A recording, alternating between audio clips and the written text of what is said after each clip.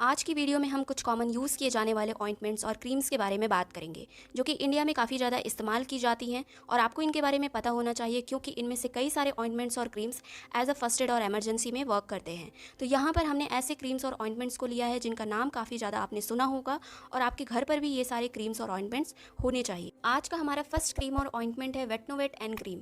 आपको मेडिकल पर ये इसी नेम से मिल जाती है। इसका यूज़ हम सिरोसिस और एक्सीमा जैसी कंडीशंस में यूज़ करते हैं।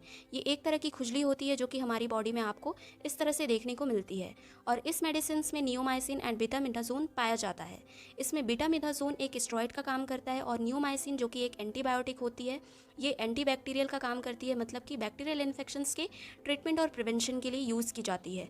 तो ये दोनों ही मेडिसिन इस क्रीम में पाई जाती है। नेक्स्ट क्रीम है हमारा बीटाडीन। बीटाडीन को आप बचपन से देखते आए होंगे, बहुत ही ज़्यादा इस्तेमाल में ली जाने वाली क्रीम्स हैं ये। इसका यूज़ चोट लग जाने पर किया जाता है। तो ये माइनर वुंड्स जैसे कि कट्स हो गया जिसको हम लेसरेशन भी बोलते हैं या हल्का जल जाना, इसमें इसका यूज़ किया जाता है और आपको ये बीटाडीन नेम से मेडिकल पर मिल जाता है और इसका कंपोजिशन है पोविडोन आयोडीन 5%। ये इस क्रीम में पाया जाता है। ये एक एंटीसेप्टिक और डिसइंफेक्टेंट दोनों का काम करता है। देन यहाँ पे हम बात करेंगे कैलेड्रिल लोशन के बारे में। कैलेड्रिल लोशन एक इफेक्टिव लोशन होता है जो कि सभी तरह के स्किन एलर्जीज़ के लिए हम यूज़ करते हैं। 125 ml की बॉटल में ये मिल जाती है। इसका यूज़ हम करते हैं स्किन एलर्जी के लिए, अगर हमें इरिटेशंस हो रहे हैं या फिर सनबर्न जैसी कंडीशंस हो रही है तो हम इसका इस्तेमाल कर सकते हैं। ये बच्चों के लिए काफ़ी अच्छा लोशन होता है अगर बच्चों में स्किन एलर्जी या फिर सनबर्न जैसी कंडीशंस देखने के लिए मिलती हैं।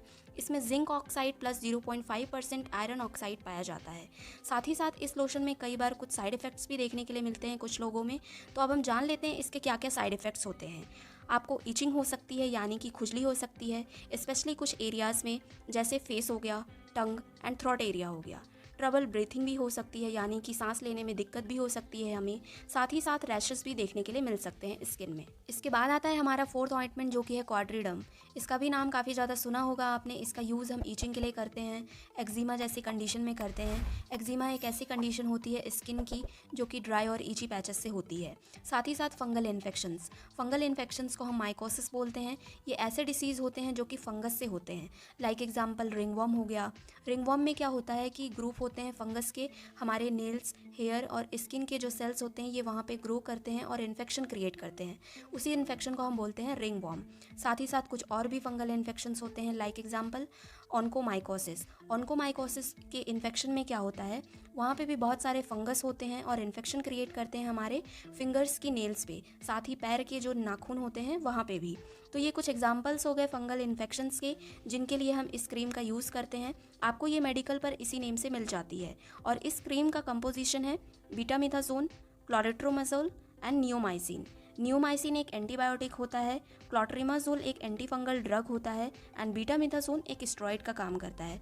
तो ये तीनों ही ड्रग्स इसमें पाए जाते हैं। इस क्रीम को हम अपने घर पे भी यूज़ कर सकते हैं और रख सकते हैं। देन इसके बाद है ओमनी जेल। आपने इसका नाम भी काफ़ी ज़्यादा सुना होगा। इसका यूज़ हम रूमेटॉइड अर्थराइटिस और ऑस्टियोआर्थराइटिस के पेन से रिलीफ पाने के लिए करते हैं। जेल फॉर्म में ये होती हैं। कंपोजिशन की बात करेंगे तो इसमें diclofenac diethylamine 1.16%, linseed oil 3%, methyl salicylate 10% and menthol 5% में पाया जाता है। इसके कुछ साइड इफ़ेक्ट्स भी होते हैं जैसे रैसेस हो सकती है स्किन में, ईचिंग हो सकती है, साथ ही साथ ब्रीथिंग डिफ़िकल्टी भी हो सकती है, सांस लेने में प्रॉब्लम भी हो सकती है। आपको ये ओमनी जेल नेम से ही मेडिकल पर मिल जाती है और आप इसको अपने घर पर भी रख सकते हैं। इसके बाद है बोरोलिन ऑइंटमेंट और क्रीम।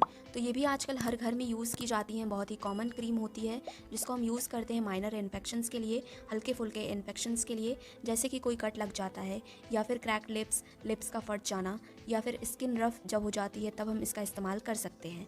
अगर हम इसके कंपोजिशन की बात करेंगे तो zinc oxide, boric acid anhydrous lanolin पाया जाता है इसमें।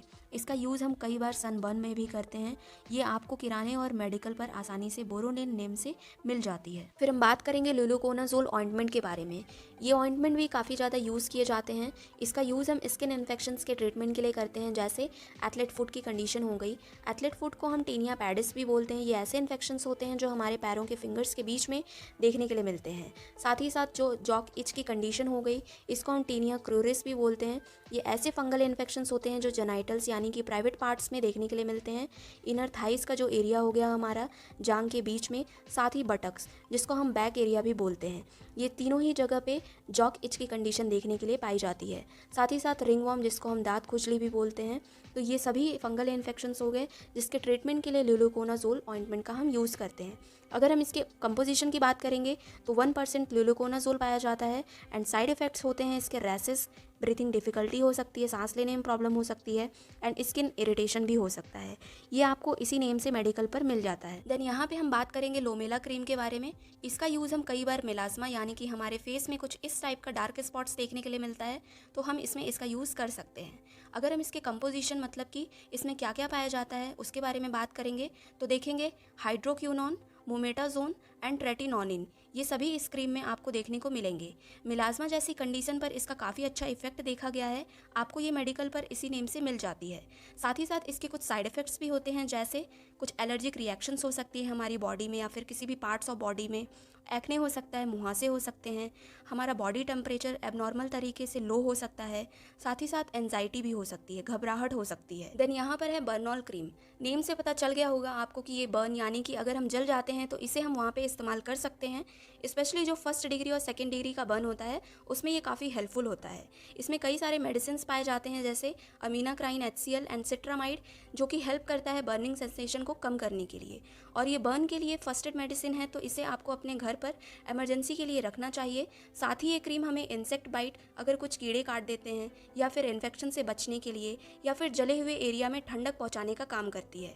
मेडिकल पर ये आपको इसी नेम से मिल जाती है और स्किन बर्न से ये इंस्टेंट रिलीफ देती है। यहाँ पे हमारा लास्ट ऑइंटमेंट आता है हेडेंसा ऑइंटमेंट। तो इसका यूज़ हम पाइल्स यानी कि बवासीर में करते हैं।